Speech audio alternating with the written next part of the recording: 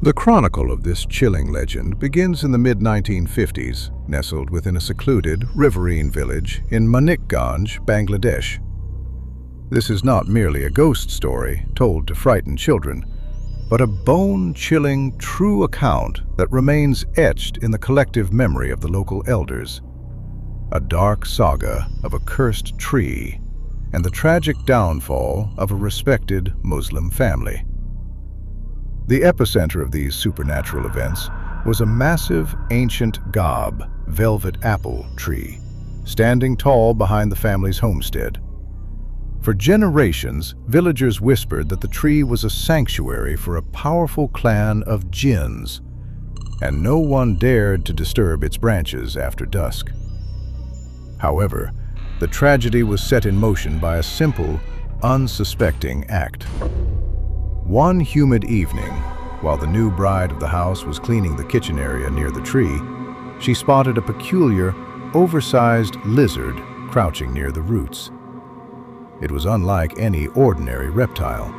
Its skin had a sickly, iridescent sheen, and its gaze was unnervingly fixed, possessing a human-like intelligence that sent shivers down her spine.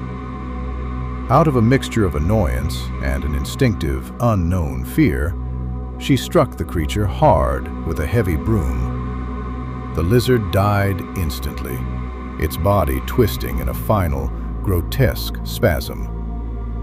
Little did she know that this single, fleeting act of violence had just executed a child of the Jinn royalty, shattering her family's peace for decades to come. The horror manifested that very night. As the village fell into a deep, rhythmic silence, the grandmother of the house was startled awake by a relentless, agonizing sound of weeping coming from the courtyard. It wasn't the sound of a human. It was a hollow, echoing wail that seemed to vibrate the very wooden pillars of the home. Searching for the source with a kerosene lamp, she found the young bride sitting in a dark corner of the yard, her hair disheveled and her body swaying. As the grandmother approached, she recoiled in absolute terror. The bride's pupils had rolled back, leaving only a terrifying, milky white void, and her skin was radiating a heat so intense it felt like standing before an open furnace. Suddenly, the bride's jaw dropped at an unnatural angle, and a deep, guttural, masculine voice boomed from her throat. It was a voice of pure malice.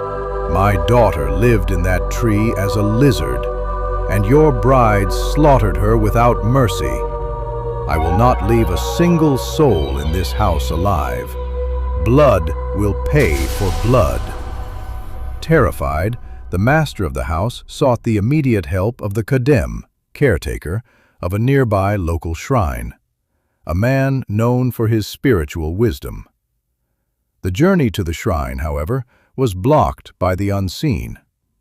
Every time the family tried to carry the possessed bride across the narrow wooden bridge that marked the boundary of the shrine's holy grounds, her body would become unnaturally heavy, as if she were made of solid lead. It took 6 strong men to lift her, but even then, an invisible force would throw her back, causing her to lose consciousness. The Khadem later explained that the Kabish, vile jinn, was so powerful and vengeful that it was physically resisting the holy aura of the shrine. After a grueling spiritual battle involving intense recitations and ancient rituals, the Khadem managed to manifest the jinn's spirit and trap it within a sanctified brass bottle.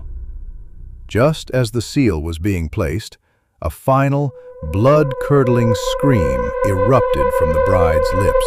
"The day the seal breaks and I am freed, I will hunt you down first, Khadem. And then I will return to that house to claim the lives of everyone who remains."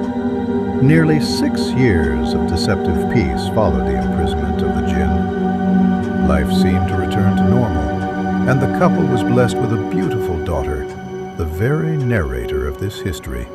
who became the light of the household. The family began to believe that the dark shadow had finally passed.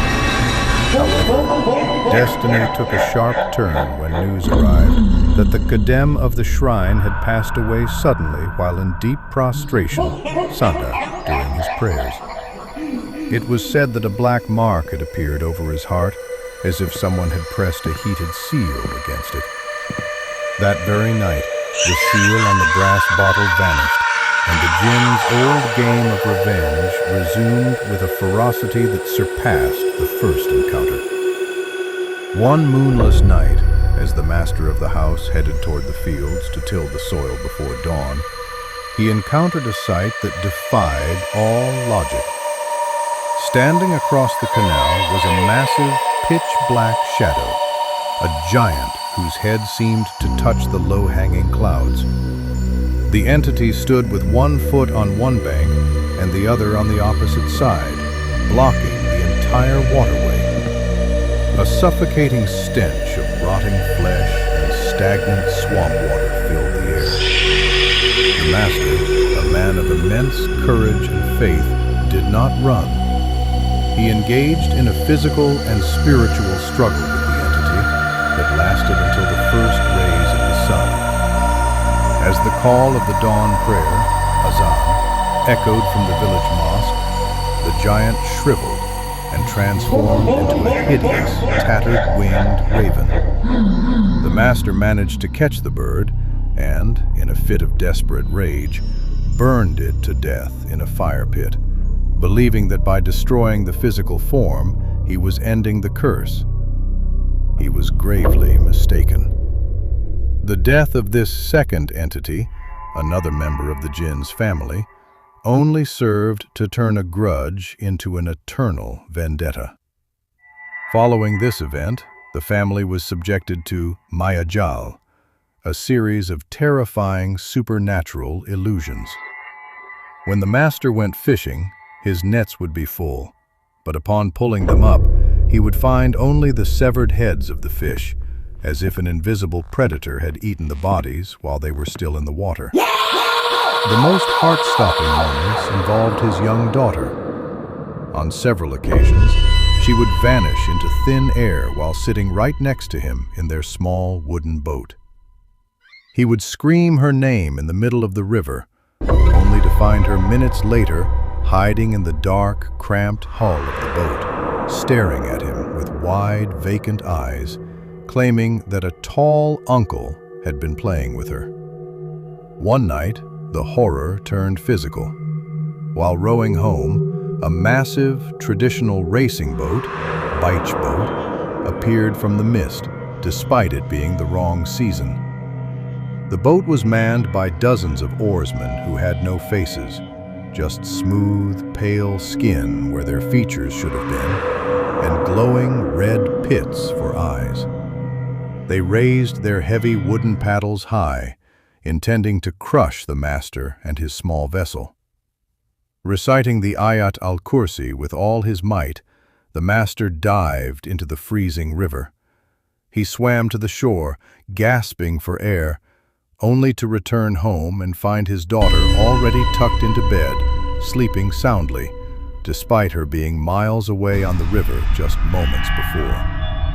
The Jinn was demonstrating its absolute control over their reality. As the family's sanity began to crumble under the weight of these relentless hauntings, they sought the help of a renowned high priest, Hujur, from the famous Gobindal Madrasa.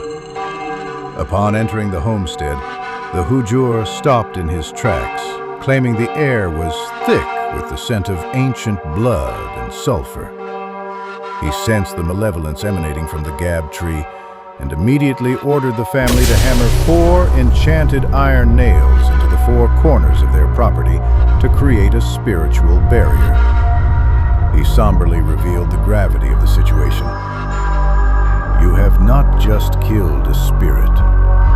You have wiped out 2 generations of a Jinn clan. They are bound by an ancient code of Janar Bodal Jan, a life for a life.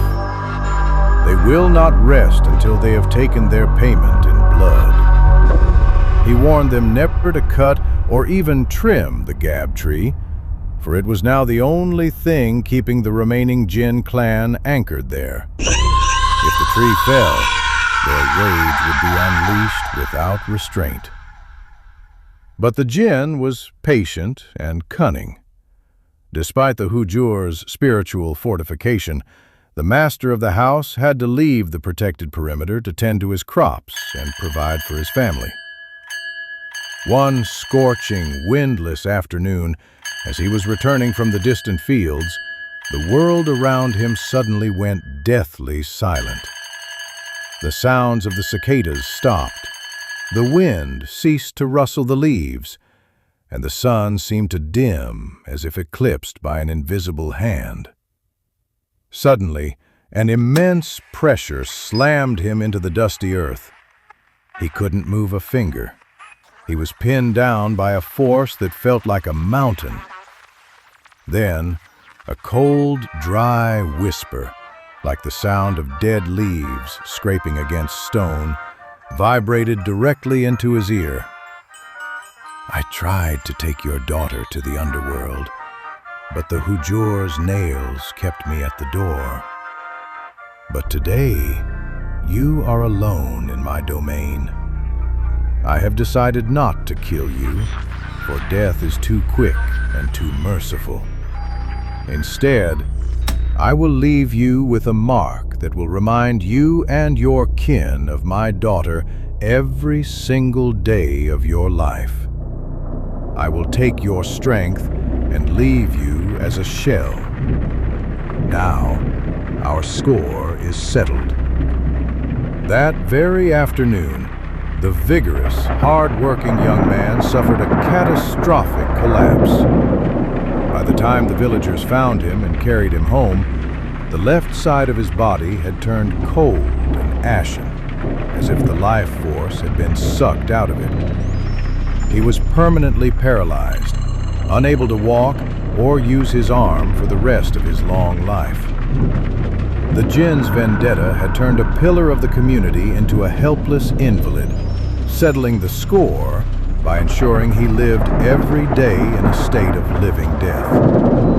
No doctor, modern or traditional, could ever restore his movement. This story remains a haunting legend in Manickganj to this day. The ancient gab tree still stands, gnarled and foreboding, and even now, people avoid the path behind that house after the sun goes down, whispering prayers as they pass the shadow of the tree that remembers a debt paid in full.